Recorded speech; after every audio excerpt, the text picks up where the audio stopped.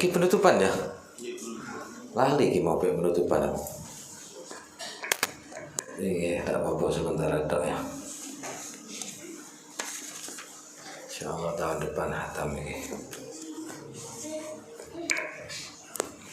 Walaqad hukiya anna ashab Sufyan iki masih bab raja ya. Harapan, mengharap. Diceritakan anna Abu Sufyan Ats-Tsauri rahimahullahu kallamuhu fima kanu yarawna min khawfi wa rasasati hali. Ceritakan bahwa sahabat Sufyan Ats-Tsauri rahimahullah, beliau ngomongi Sufyan Tsauri dengan apa yang mereka lihat dari rasa takut, perjuangan serta keadaan beliau. Maksudnya keadaan yang kurang koyok terlalu istilahnya kotor dan lain-lain, bagiannya yang siap, keadaannya yang kurang enak. Faqalu ya Ustaz laqad lau naqasta min hadzal juhdi nilta muradaka aidan insyaallah. Hai Ustaz, seandainya kau kurangi perjuanganmu iki, yakni kau tidak mungkin iki juga makan jarang, pakaian biasa, keadaan mungkin selalu ada rasa takut kepada Allah Subhanahu wa taala. Seandainya kau kurangi, insyaallah kau dapatkan apa yang kau inginkan. Insyaallah akan kau dapati yang kau inginkan.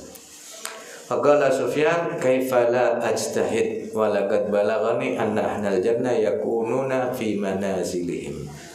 Bagaimana aku tidak berjuang bahwa penghuni surga itu mereka telah mencapai kedudukannya masing-masing. Jadi di surga itu bukan cuma satu tapi kedudukan sendiri-sendiri.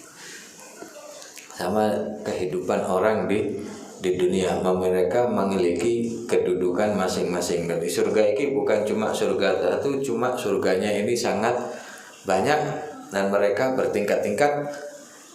Kedudukan mereka tergantung mereka waktu hidup di dunia. Bagaimana perjuangan mereka untuk mendapatkan kedudukan tersebut, penentuannya adalah kehidupan dunia ini. Kan kalau Sufyan, aku melihat mereka penghuni surga ini gimana? Fayatajalla lahum nurun tudhi'u lahul jinanu samania. Bahkan cahaya mereka ini menerangi semua surga. Fayatajalla lahum nurun ayadhar lahum, nampak pada mereka cahaya ini menerangi surga-surga, 8 surga iki tadi. Fayadhunnuna anna dzalika nur min qibali Rabb subhanahu wa ta'ala. Mereka menyangka bahwa cahaya tersebut itu dari Allah subhanahu wa ta'ala, sehingga mereka semua sujud kepada Allah subhanahu wa ta'ala. Jadi ini cahaya menerangi semua surga. Nah, penghuni surga kita dinyangka cahaya ini dari Allah subhanahu wa ta'ala, sehingga mereka sujud kepada Allah. Fayunadauna, lalu mereka dipanggil, mereka semua dipanggil, anirfa'u ru'usakum laisal ladzi tadhunnun innama huwa nuru jariyah tabassamat fi wajhi zawjiha. Ketahuilah bahwa cahaya tersebut, kata Allah subhanahu ada panggilan, angkat kepalamu, suruh ngangkat kepala penghuni surga ini, bahwa itu bukan seperti yang kalian sangka bahwa cahaya adalah dari Allah. Tapi ketahuilah bahwa sesungguhnya itu cahaya tersebut adalah dari jariyah, wanita atau bidadari yang tersenyum dengan suaminya. Allahumma sholli ala Muhammad. Jadi iki senyuman wanita surga, senyumannya dengan suami, senyumannya iki bagaikan cahaya menerangi 8 surga. Jadi dibayangno ya apa kira-kira? Jenengan wae kadang di dunia wae ketok wong wayu ngono terus senyum apa kira-kira gak mendelik terus lah. Nah ini wanita surga senyum dengan suaminya iki menerangi semua surga. Tidak seperti yang mereka sangka bahwa itu adalah dari Allah Subhanahu wa taala. Maka dari itu mereka semua ini benar-benar berjuang untuk mendapatkan kedudukan di sisi Allah Subhanahu wa taala. Sama dengan kita mencari kedudukan di dunia harus penuh dengan perjuangan. Kak ngoten ta? Perjuangannya kadang ya sing aneh, kadang ya sing ndak biasa dijalani di jalan itu loh kayak pilkada, pelopo itu loh. Nah, waktu pemilihan bagaimana sebelum pemilihan kampanye mereka.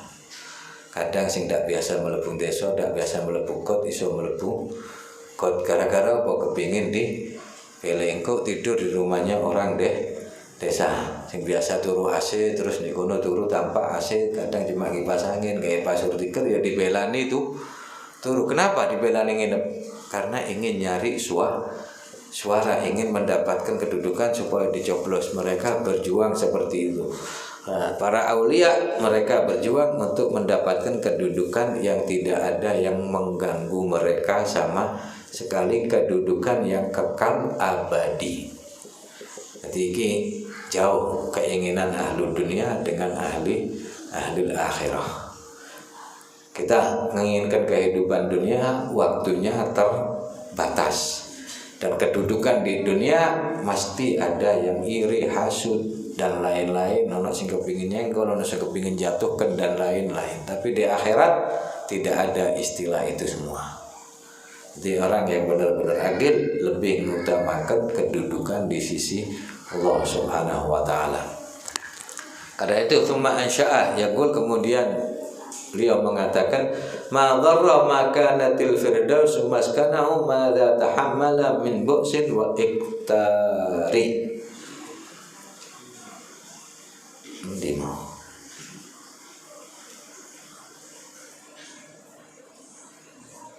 ma dharra ma kanatil firdaus maskanahu ma dha tahammala min bu'sin.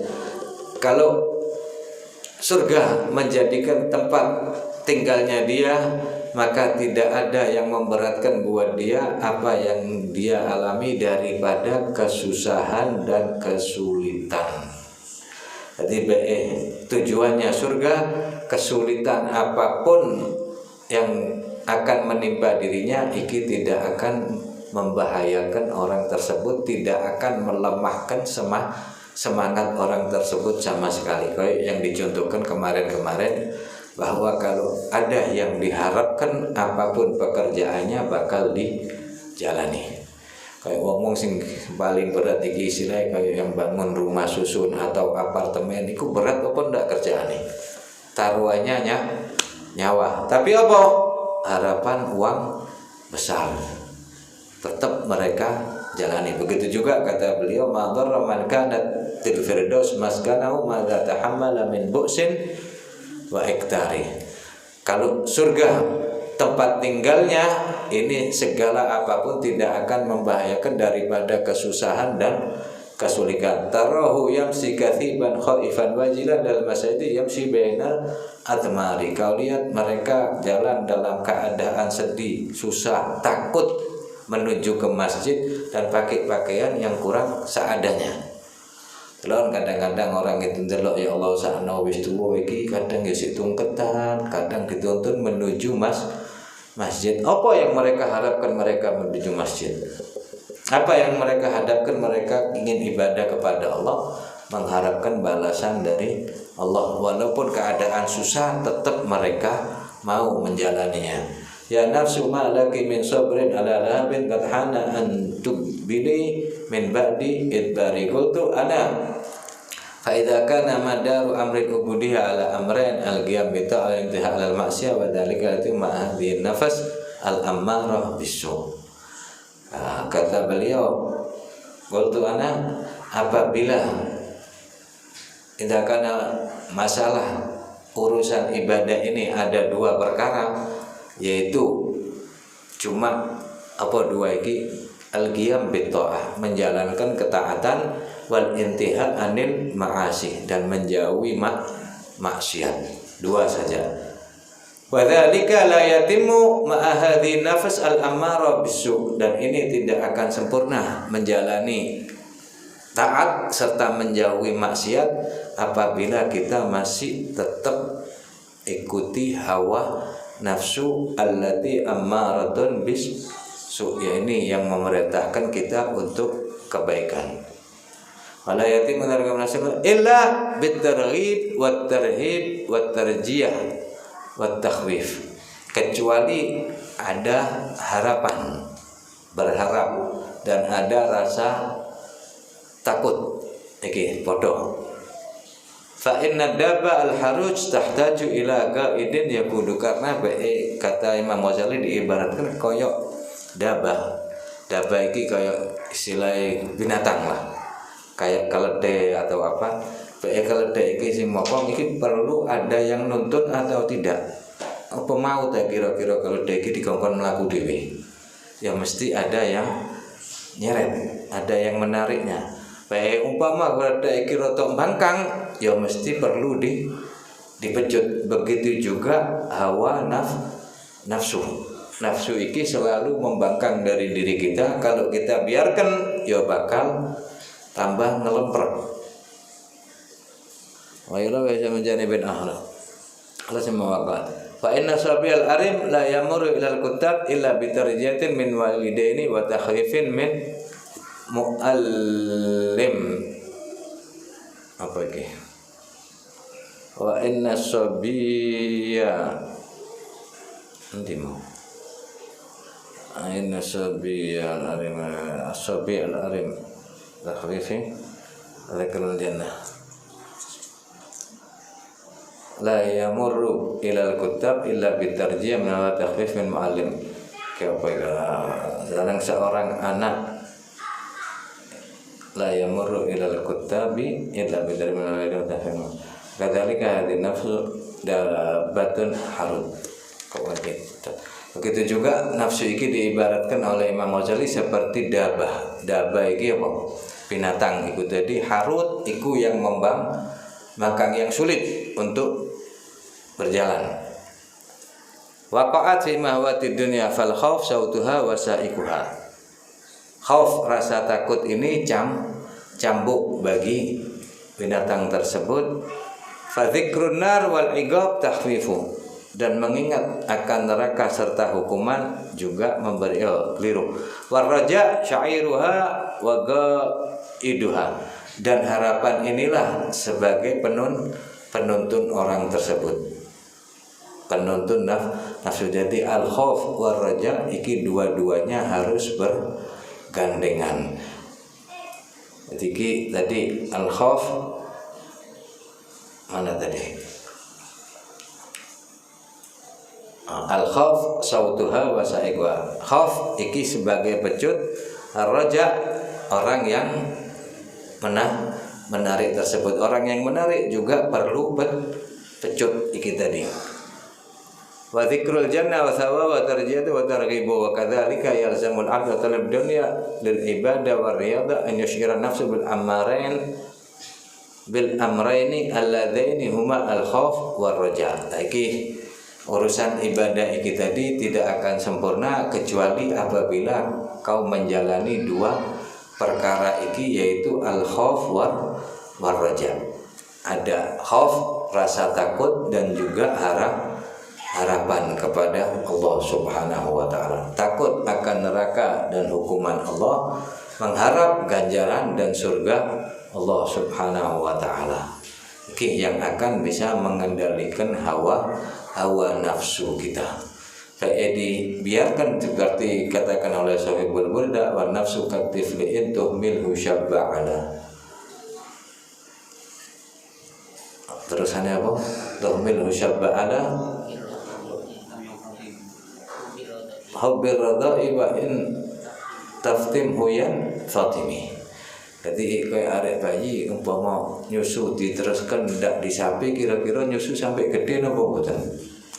Sampai 3 tahun, mungkin bisa 4 tahun tetap nyusu terus. Tapi kalau dilepas, disapi mereka bakal berhenti. Begitu juga hawa nafsu. Kalau kita umbar biarkan ya mereka tambah jadi.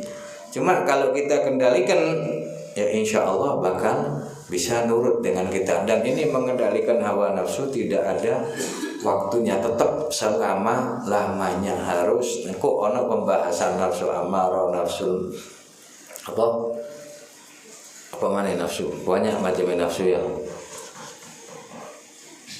Nafsul lawama, nafsul mulhama, nafsul radiyah, mardiyah, mutmainnah dan lain-lain. Kok ono pembahasan ini bab hawa nafsu. Cuma yang ada pada diri kita ini yang selalu menghantui diri kita adalah nafsu al-ammarah yang selalu mengajak kita kepada perbuatan jelek, dan ini yang harus kita kekang wabil khusus menghadapi bulan Ramadan. Insya Allah sedikit banyak kalau sudah kita puasa nafsu akan turun. Huma al-khawf raja wa illa fala tusa'id an-nafs wal jamu' ala dhalik. Wa bi hadzal ma'na warada dzikrul hakim bi majmu'il amrayn al-wa'd wal wa'id wa tarhib wal balagh kullu wahidin minhuma fadakar. Min thawabil karim ma la sabra anhu. Wa dzakara min al-iqab al-alim ma sabra alaihi. Dan ini juga kata beliau untuk membantu kita dalam al-khauf war raja wa ila fatusa'id nafsul lima.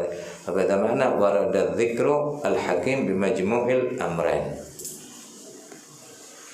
Dzikrul hakim yaitu Al-Qur'an telah memberikan kepada kita al-wa'ad wal wa'id. Wa'ad iki apa? Kumpulan keduanya wa'ad wa'id. Wa'ad iki ar-raja yaitu janji-janji Allah Subhanahu wa taala, ganjaran serta surga. Wal wa'id iki khauf yaitu neraka dan hukuman-hukuman Allah Subhanahu wa taala iki selalu ada. Wa tarhib wa tahdid. Tarhib yaitu diberikan kita apa? Kayak semacam tarhib iki kayak dicontohkan masalah surga, masalah iki supaya kita ada keinginan untuk mencapai surga tersebut. Tahdid peringatan dari Allah, awas kalau kau berbuat iki bakal hukuman gini ini dan itu. Wa baligh dzikrul hakim fi kulli wahidin minhuma minal amrayn fadzakarul min thawabil karim ma la sabra anhu. Dan di situ dijanjikan oleh Allah Subhanahu wa taala daripada ganjaran yang mulia yang mana orang-orang tidak sabar untuk mendapatkannya, kepingin dan cepat-cepat mendapatkan ganjaran tersebut. Kaya kita saiki umpama ana sing janjeni kita kok teko tepat pada waktunya dan kau bisa membawakan yang kau inginkan, kau bakal tak kasih mobil. Nah kira-kira semangat apa ndak dalam mengerjakan ini? Ada yang ngasih harapan semacam itu, dijanjeni, dan orang yang janjikan ini 100% bisa dipercaya. Kira-kira dijalani apa ndak? Sedangkan pekerjaannya ndak terlalu sulit. Umpamanya kau kalau mau bisa membawakan, ingin aku bisa belikan kitab iki, bisa bawakan makan iki dalam waktu iki, mobil lah dia. Kayak umpama ada anak di Gresik, anak di Surabaya, di Teleki apa ndak kira-kira? Yang diinginkan umpama ada di Gresik, ono di Surabaya gampang. Umpama di Jakarta, ono kira-kira dicari apa ndak? Jelasnya pasti kita mencari keinginan orang tersebut dengan harapan apa?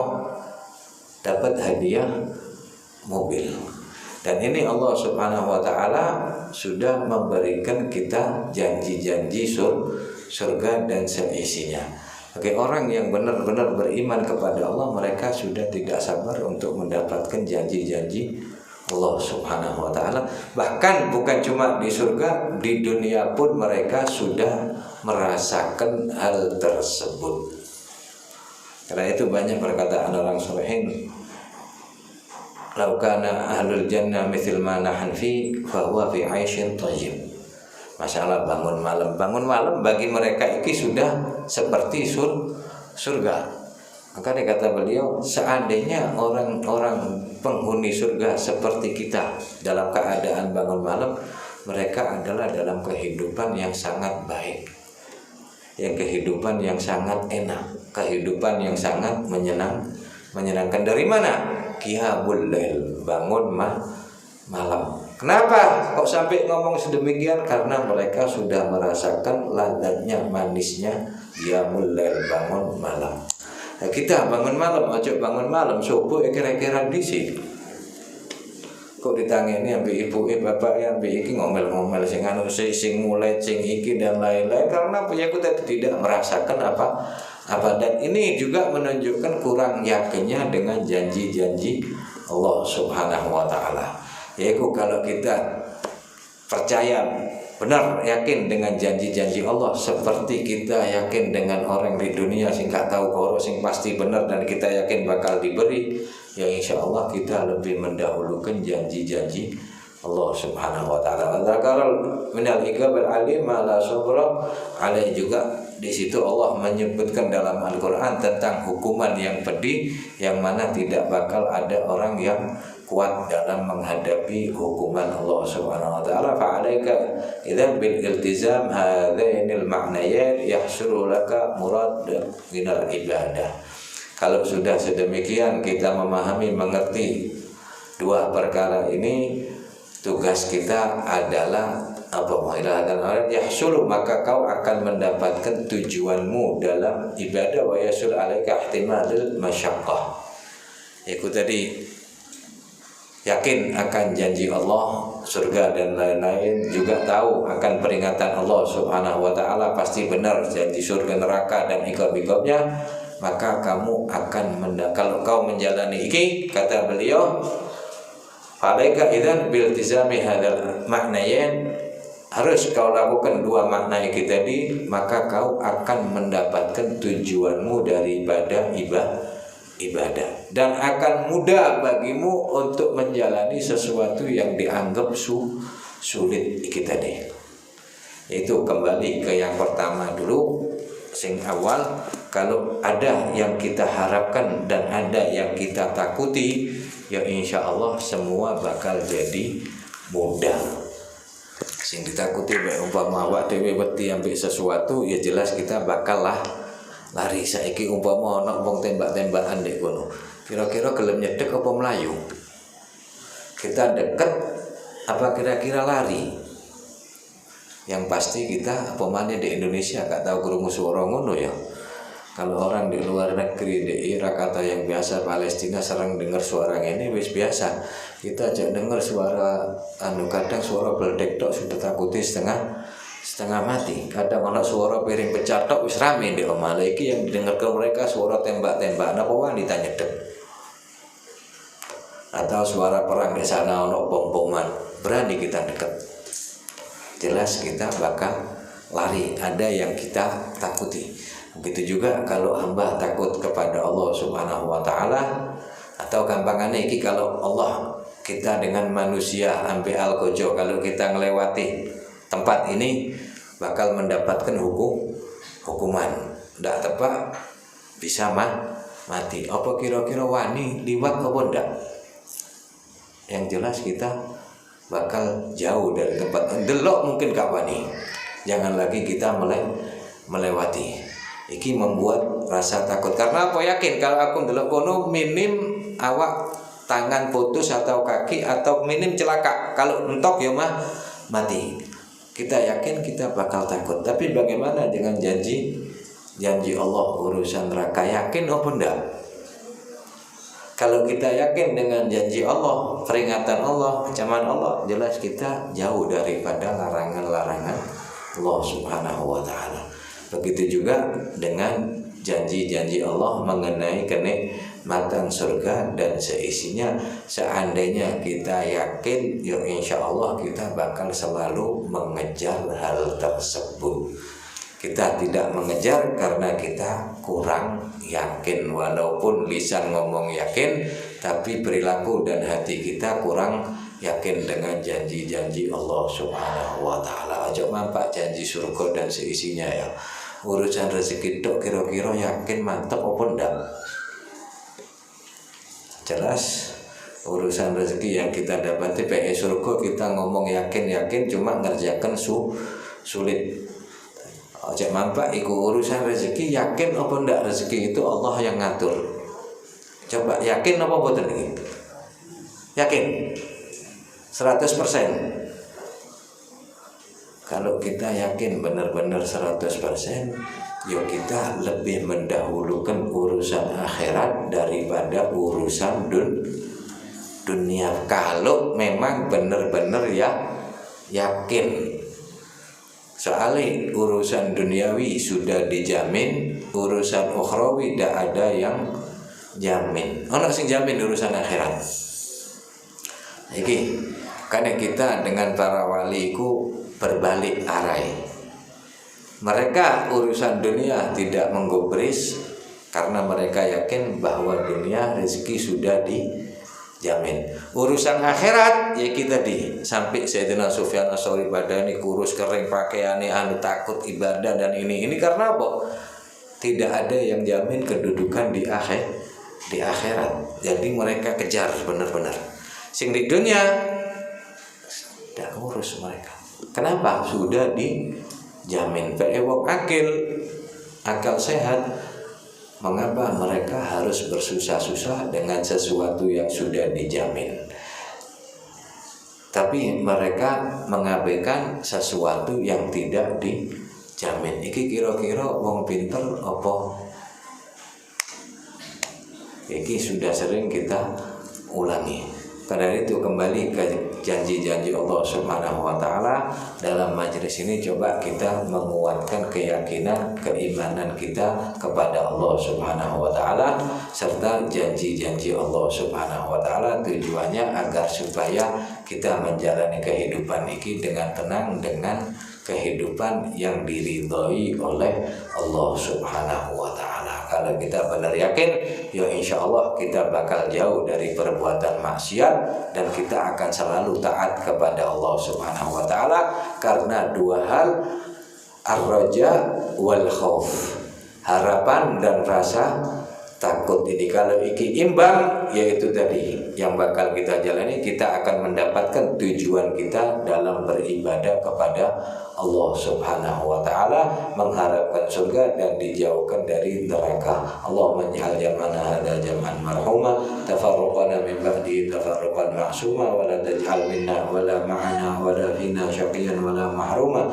Allahumma arbutna bin nabi sallallahu alaihi wasallam bi aslafina salihin rabtan la yanhad, warzuqna kamal al-iqtida' bihim wahsyurna ma'ahum wajma'na dunya wal barzakh al-akhirah. Allahumma barik lana bi sya'ban balighna ramadan wa inna ala siyam wal qiyam. من جميع الآثام اللهم اشف مرضانا وعافي مبتلانا شأن يغرسكم ولنا ظاهرنا باطنا طول أعمالنا في طاعتك بطاعة رسولك مع كمال الصحة والعافية. ربنا آتنا في الدنيا حسنة وفي الآخرة حسنة وقنا عذاب النار. وأرواح والدينا ووالديكم وأمواتنا وأموات المسلمين جميعا اللهم لا إله إلا أنت بكر إخواننا سيدنا الأعجم دائما نعم بكر محمد شيخ والوجود مسلم والحبيسين الله المشهد وصلى يا جار والباسا وقاسنا بالمعصوم إخواني ما والدي ما وسلم وفرد من الله شام الرحمة المغفرة اسكن لنا فرجنا والمسلمين اختم لنا بالسنة وفرنا العافية على حضرة النبي. الفاتحة.